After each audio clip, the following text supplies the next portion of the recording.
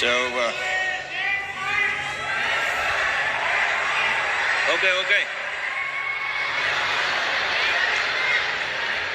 Don't tell me, huh? You need to tell the world.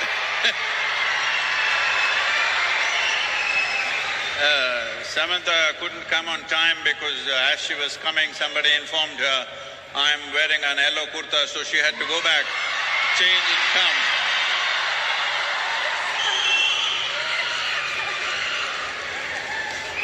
Good evening, Sadhguru. It is absolutely an honor. Her volume up, please. It's absolutely an honor to be in your presence. I don't usually carry cue cards, but you know, when you talk, you have the tendency to make people freeze, and I might forget my name, so better safe than sorry. Welcome back to Hyderabad. Thank you. The 94th day of your motorbike tour to save soil. 562 events, 26,000 kilometers. I'm just tired saying it. Don't you ever get tired, Sadhguru?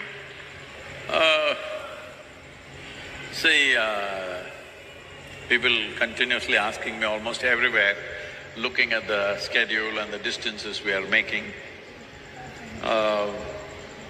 Like what is that, 500? 562 events. 562 events means on an average 8 to 9 events per day is what's been happening along the way apart from the riding. So,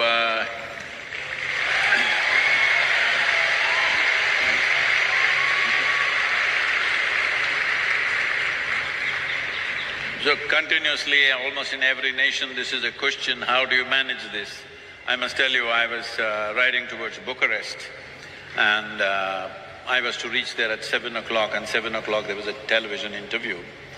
But weather got very bad and the road What is that? Can't hear?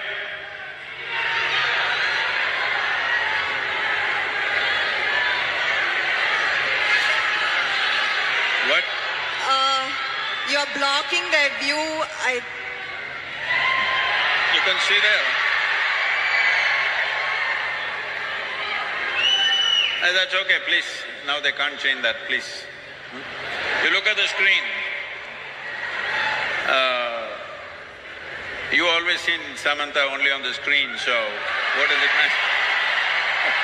It's not me they're here for, Sadhguru. Huh? It's not me they're here for. So I was to go there at 7 o'clock in the evening, but the ride became 9.5 hours instead of 6 hours as it was planned. So I reached there around 11:15 and they were still waiting, the television crew. So I walked straight into the event and well, an hour and a half when we finished, it was nearly 1 o'clock in the morning, and then I was talking to them. So this anchor said, at this age, how do you ride for 9 hours and come and do an interview and you're still fine? He repeated the word, this age 3 times, and I didn't like it. I'm warning you so that you don't use that. I'll make note.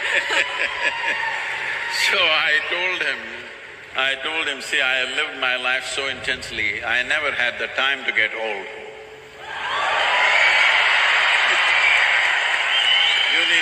You need lot of time to get old. Where is the time to get old?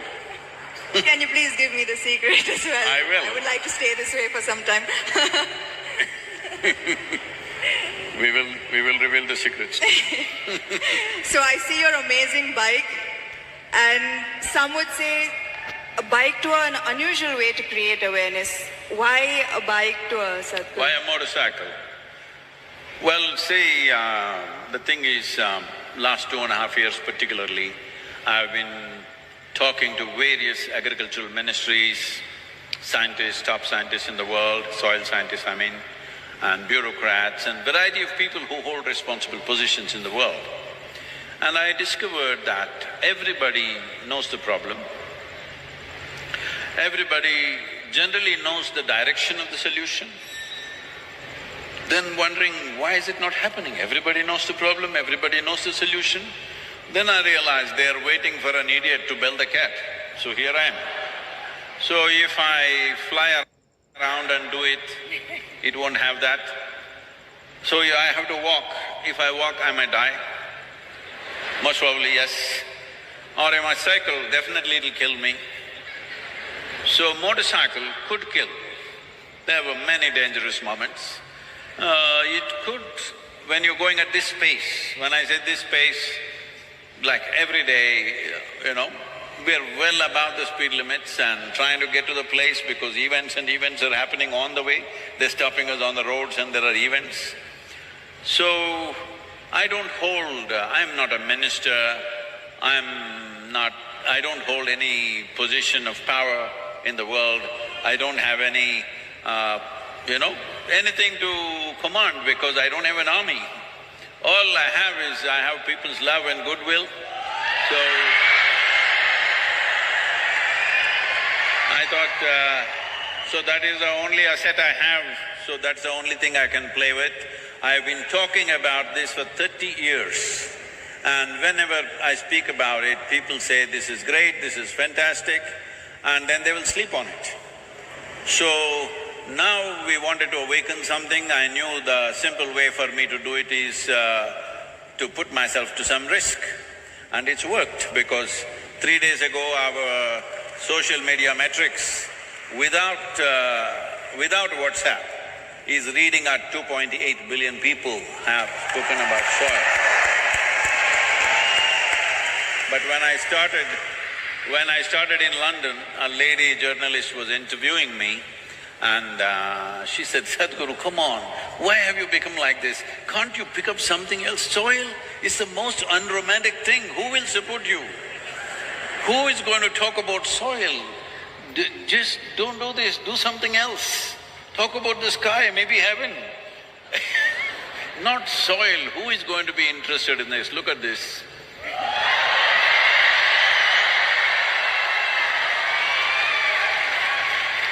There is this constant question about river water being wasted to the ocean, Sadhguru. So, is there a way that we can save it? See, the river water must go to the ocean. On the way you can drink, you can irrigate your lands a little bit, you can use it, but river water must go to the ocean. This is a very wrong concept which a lot of states are unfortunately taking. If the river water does not go, enough river water, I would say in ideal conditions, minimum 50% should go. But with our population pressure, where we have 4% of the world's land and 17.6% of population, world's population, with this pressure, you cannot expect 50% to flow. At least 25% of the river water must flow into the ocean. Why? India has 7,600 square kilometers of coastline. So along this coastline, there's an ecosystem which is semi-marine kind of ecosystem. It's a completely different ecosystem than the marine ecosystem and also different from the river water itself, because it's a meeting of these two, meeting and mingling of these two different types of waters. If this buffer goes away, then marine ingress will happen.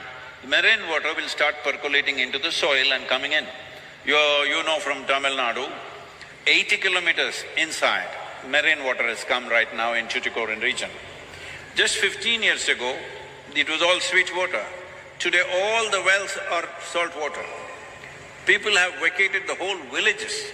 You will see ghost villages, completely empty villages, all locked homes, and they've left because there is no sweet water anywhere. Up to 100 kilometers it can come. If all the rivers, if you use it up inside for human, whatever you want to call it, human reproduction, I would say. If you use it up like this, then up to 100 kilometers marine ingress can happen. 7,600 kilometers coastline, 100 kilometers means you would have lost 1/3 of the nation. This is about the same size of land that you partitioned with Pakistan and Bangladesh at one time in 1948. That's how much land you will lose once again if rivers don't flow into the ocean.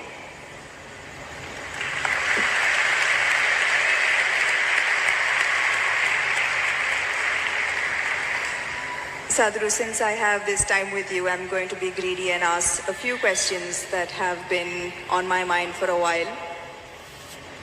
Personally, I love to visit places of worship. I believe in a higher power, in good energy, in karma. But there is a counter viewpoint that religion divides us. What is the purpose of religion in our lives today, and how would you answer an atheist who says that the world would be a better place without the divisive policies of religion? I very much agree with that. Because of the way we are propagating it today. See, most religions that you know today, in its infancy, started as spiritual processes, as a quest for human being to know something beyond just eating, reproducing, sleeping, beyond that, because there's a longing. This is not taught to you, there's a natural longing within you. See, if you're struggling for food, food will be the only thing. If you're struggling to have a shelter, that'll be the only thing. Suppose everything you want is just provided today, then suddenly you wonder, why am I here? What is it? So there is a longing to know. A human being cannot simply say, I don't want to know anything, I will just eat well and live well. It doesn't work, because your intelligence is evolved into a certain place where without asking a question you cannot exist. So when I say without asking a question means a quest.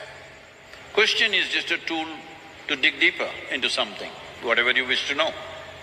But right now, all religions started with this question, but today most religions have come to this place, you cannot ask a question. If you ask a question, you're dead.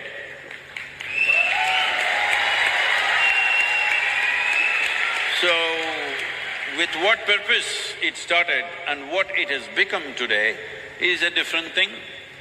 So, we need to make a distinction between religion, religious process and spiritual process. It has become necessary today to do this, because today religion means belief. You believe this and this, then you belong to this religion. If you believe that, you become that religion. So when you say, I believe something, it's like this. How many of you here believe you have two hands? All of you just raise one hand. If you believe you have two hands, do you believe you have two hands, or you know that you have two hands? You know.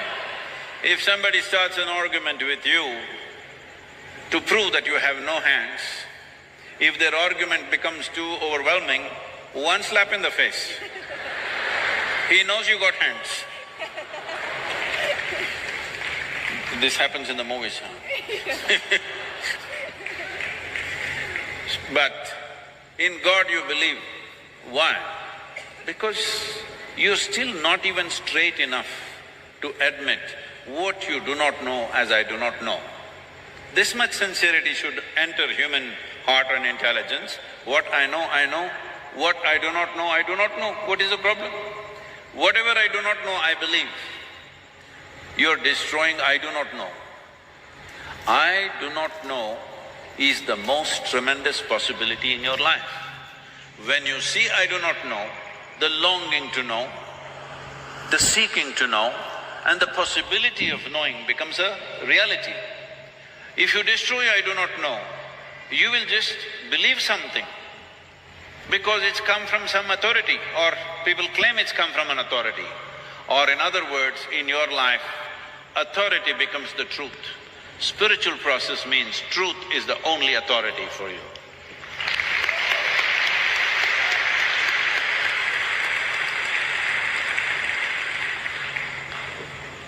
Another question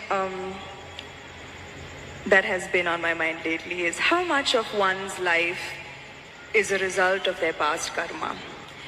Are the injustices and unfairnesses that one faces in one's life a result of their past karma? If so, do you accept these injustices and find solace in the fact that, okay, the karma is being cleared, even though it might seem detrimental to our lives in so many ways? Samantha, you're old enough for this. I'm not saying you're old, I said you're old enough. That, do you still expect the world to be fair to you? That's why I'm asking this question. That is… Can I blame it on my past karma is what I'm asking. I want the world to be fair to me is a schoolgirl question. By now you should know the world is not fair. It will not be fair to you. But if you dig deep into yourself and have a taste of life, not a taste of your thought and emotion, the taste of life that you are, then you will see life is not just fair, it's just fantastic.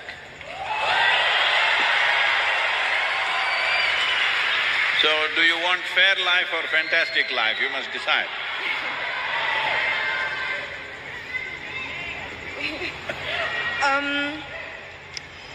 I've noticed this, that beyond the material ego, there is now suddenly a widespread… Who's this ego guy, your friend? is all around me. And in my industry, the heights of it. So beyond the material ego, I've noticed there's now widespread spiritual go. I've come across a lot of people who are now on a spiritual path, not you, Sadhguru, who consider themselves superior to people who are not on a spiritual path. How would you advise such people to ensure that they don't fall a prey to this new spiritual ego? First we'll address this ego guy, okay? If you show me where it is, I'll fix it right now. I wish I knew where it was, it just keeps coming suddenly. So, you don't know where it is. The thing is just this, say at certain moments, as a person, as a woman, you are a beautiful person, wonderful person, I mean. I'm sorry, I didn't say only at certain times you're beautiful, you're always beautiful, but certain times you're wonderful, all right? Certain moments maybe you're nasty, possible. So whenever you're nasty, you say, it's my ego. Why don't you say, it's me, I'm sometimes wonderful, sometimes nasty. If you see this, naturally nastiness will go down. But if you say, whenever you're nasty, Mr. Ego does this, and you don't know where he is, you don't know his address or ID, nor do you know his phone number, so how do you fix this guy? So everybody has this going in their life because this is spiritual jargon without being spiritual is all over the place, particularly in India, because we have 15, 20,000 years of spiritual history, so we know all the words, we know what Atma, Paramatma, this one, that one, Ahankara, everything we know, words only. Words only, noted. So we can just throw words like this and confuse the Western population quite a bit. Because if you come here, they'll say Mukti, Shakti, this one, that one, all kinds of things. They'll think… I know a lot of people who've gone and set up spiritual centers in the West, particularly in America, because they just know one chant, just one chant. Okay, Asatoma Sadgamaya, with this they run the whole thing. So unfortunately, spirituality, in some ways it's come there. It's come there because there is need in the society, there is not enough source. Because of that, people are manufacturing this here and there. I must tell you this. Is it okay if I take a few minutes? This happened, a few years ago, 15, 16 years ago. And I was in the United States, and then somebody in the office, our office, told me, Sadhguru, did you know every day 100,000 people are typing out the word spiritual? I said, is that so? Type it out and see what comes out. Are we even there in the picture? They typed out spirituality. First thing that comes up is a spa in Mexico. You've been there?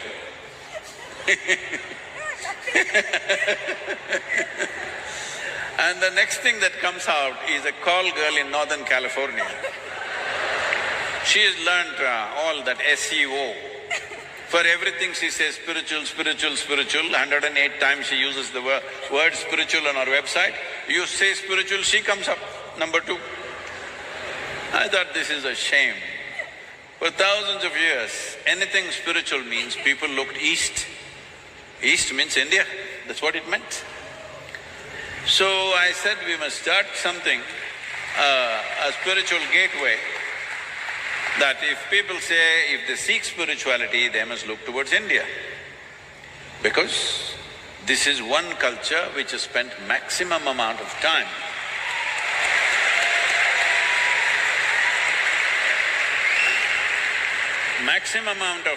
exploring human consciousness and the mechanics of what a human being is, how this functions on the surface and its very core.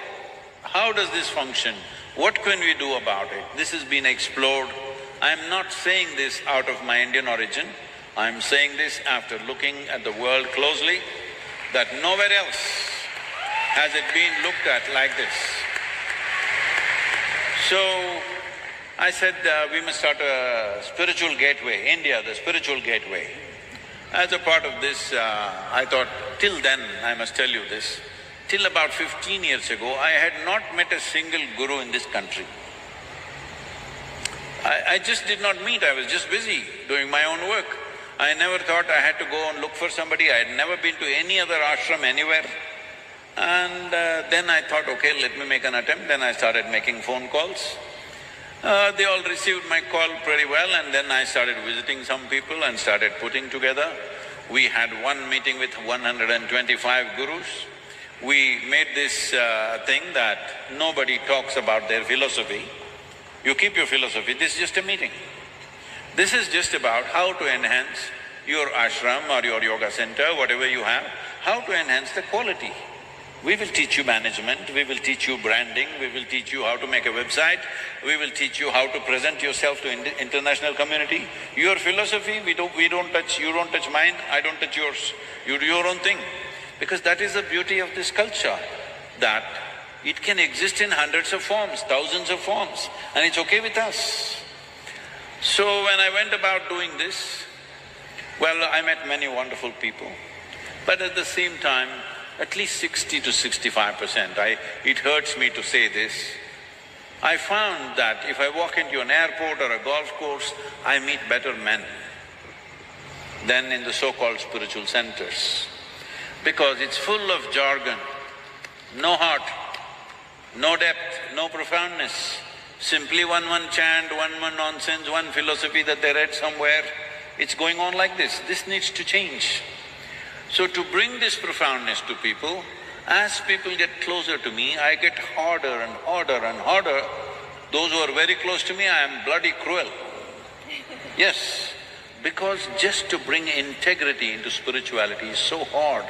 Because the moment they get spiritual, little, like you said, you're calling it spiritual ego, I call it spiritual airs. They get spiritual airs, air bubbles get in their head. Suddenly they start acting funny, they start saying things that don't exist, they start talking about nonsense that nobody understands.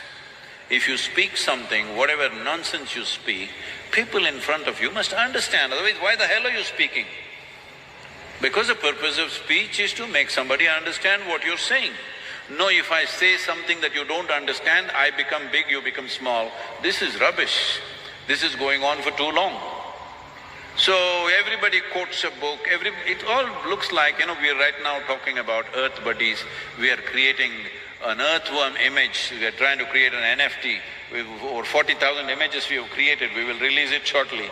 We'll gift you one earthworm, okay? Now, these are all bookworms who fell out of a book. These bookworms were important when there was low literacy in the societies. Only one man in the village could read the book, suddenly he was very valuable. Now everybody can read, what is the point you reading a book to me? If you have something to say other than the book, you tell me. If you're going to read a book, what is the point? When I was in graduation, when I was in the university, I made an agreement with the teachers, I will not come and bother you with my questions. Just give me attendance. I will stay out. Because if you go there, from the first moment you go there, first attendance, that's the only interesting thing. And after that, they're just reading some notes and everybody is writing down. Those days fountain pens, kara kara kara kara, it makes noise. I don't like it. As I say, if everything is in that book, give it to us, we'll photocopy it and give it back to you. I don't have to come, you don't have to come.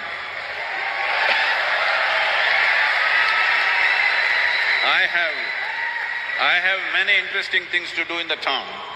I don't know about you, but I have many interesting things to do in the town. I don't have to sit here and write down, I can photocopy this. So they didn't want me, so I said, give me attendance. Only once a month I went there to check my attendance, whether they were keeping the deal. I sat in the garden outside, okay? Why I am saying this is, when you are also literate, why should somebody read the damn book to you? You read. If they have something to say which no book can say, of course, then you must listen. So, this whole spirituality as a thing, unfortunately, has fallen on bad times, but slowly it is rising because people's longing is increasing. I must tell you this, 40 years ago when I first started the programs, in our engineering programs, in various different forms, 85% of the people used to come to the programs only for health problems. Only 12–15% came to know something. Today, over 90% of the people come because they want to know something, experience something. Only 8 to 10%.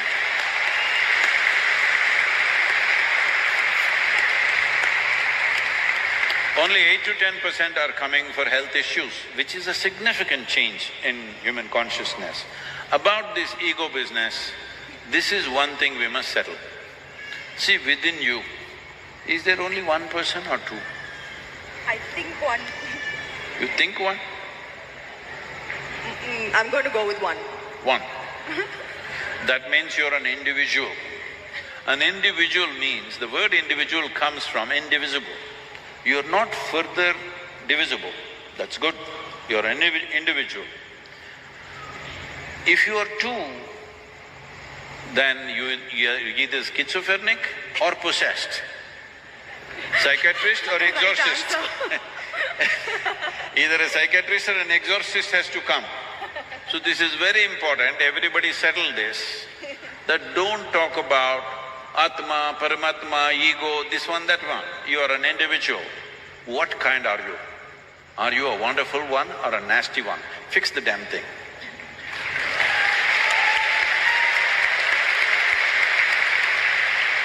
So you're saying, Sadhguru, don't give excuses that, this is me and this is my ego and we are two different… No. You are one and take responsibility for it. If you do that, definitely you will eliminate the nastiness to whatever extent possible. Thank you, Sadhguru. My last question is, there is a criticism that New Age spirituality is for the wealthy and privileged.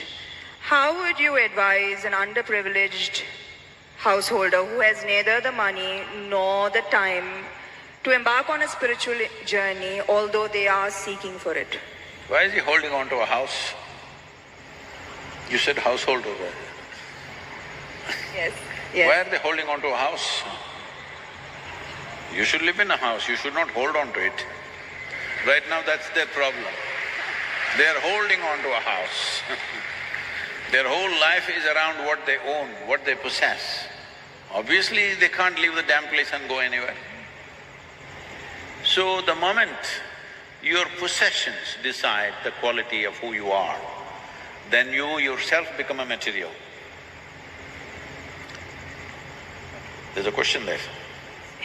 Ask. Yes.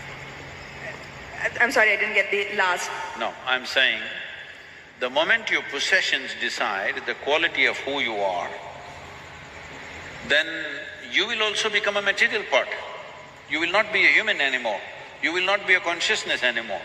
Material is there, things are there, clothes are there, home is there, all this is there. Why? Because if you do not arrange this convenience, every day you will be only struggling for that. You won't do anything worthwhile in your life.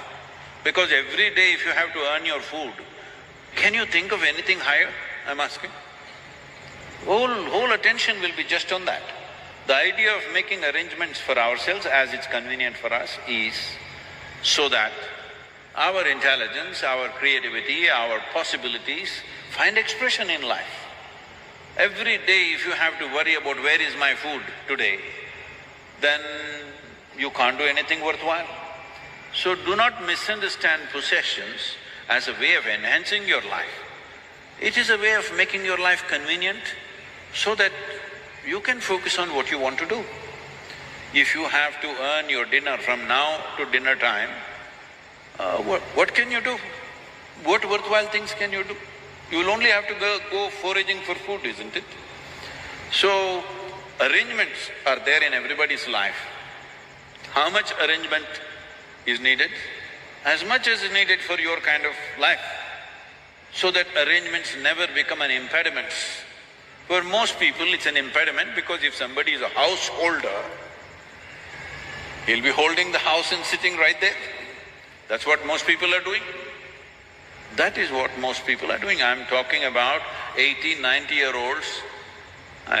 They say, I want to come to the ashram, Sadhguru, but… What is but? But is nobody to take care of the house. Leave the goddamn house and come, you're 85 years of age.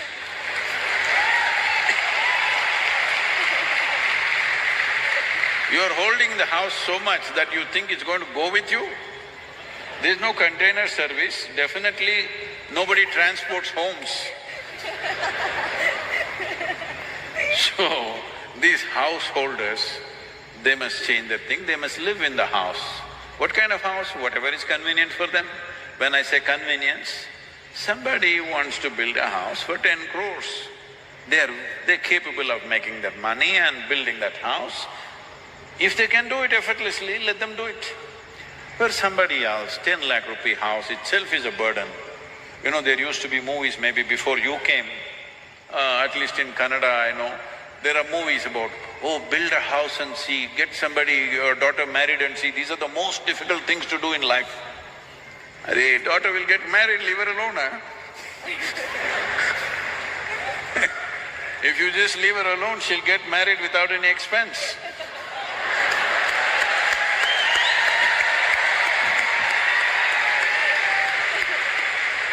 And building a house, if it is such a burden, why the hell are you building a house? You know?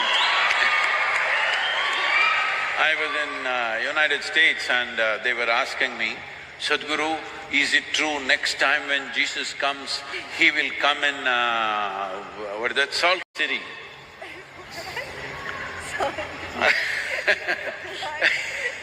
You know Salt Lake City, you don't know? Oh, there is a whole story, I won't go into it. I said, see, last time he came around Jerusalem and he came and he said, come follow me. Only 12 guys. Out of the whole population, only 12 guys he got. Out of that, one of them freaked on him anyway. But if he comes to United States, now in 21st century, and says, come follow me, nobody will be behind him because you got 35-year house mortgage, 15-year card mortgage, 20-year student loan.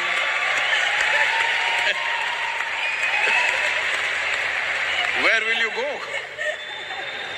At that time, somebody said, Master, my father is dead, can I bury him and come? That man says, leave the dead to the dead. And you, if he says, leave the bank to the bank, bank will come and catch you anyway. Once you have mortgage, 35 years, 35-year mortgage, what is your lifespan? 10,000 years, is it? I mean, what kind of life is this? In 35 years, if something spectacular happened here, you can't change the direction of your life, what kind of life are you building for yourself? Hello?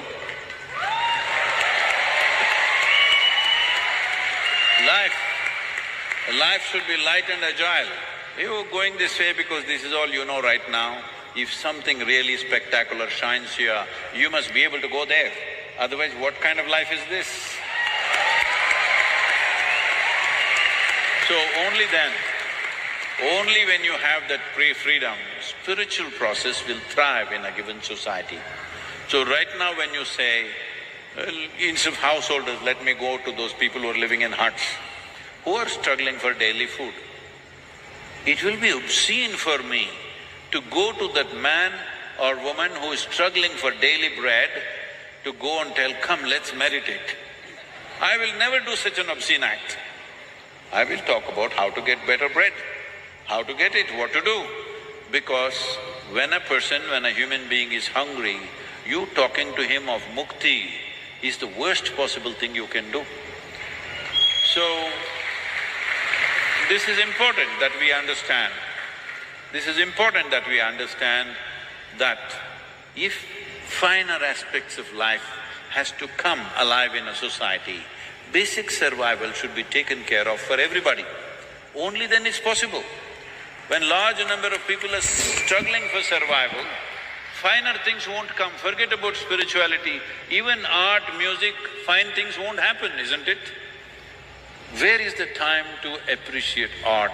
Where is the time to look at finer things? Where is the time to look at a sunrise or a sunset when you're struggling for your food on a daily basis? So it's extremely important. Basic economic well-being has to happen if spirituality has to thrive. And the reason why… you can save that for the end, okay? I'll give you 10 minutes to go on clapping, okay? The reason why spiritual process thrived the way it thrived in this land is because we had a spell, a golden period of 8 to 10,000 years of well-being. That is when spirituality thrived, because everybody ate well. After that, what? Because if you had come here as any other creature on this planet, stomach full, life settled. But once you come as a human being, stomach empty, only one problem, stomach full, 100 problems. You got 100? Hey, 99 now. So, this is the nature of a human being, that only after survival is taken care of, what it means to be human becomes relevant to you. When your survival is in question, you're just another creature, like every other creature. Only when survival is taken care of, what are the other aspects of being human, beyond eating, sleeping, reproduction and dying one day, what else can I do with myself? This comes up only when there is some assurance of survival. This is why I am constantly in economic forums and economic conferences, because economically, if there is no well-being in a society, who the hell will meditate?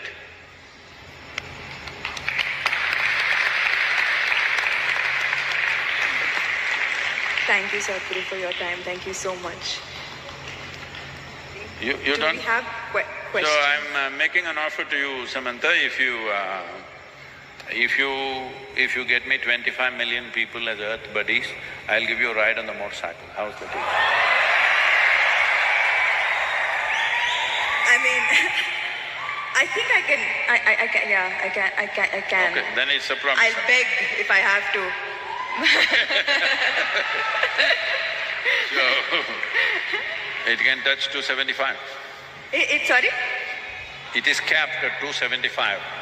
But if you want, I can remove the cap and make it more. Zoom in. I think do we have time for a few questions from the audience? Yes.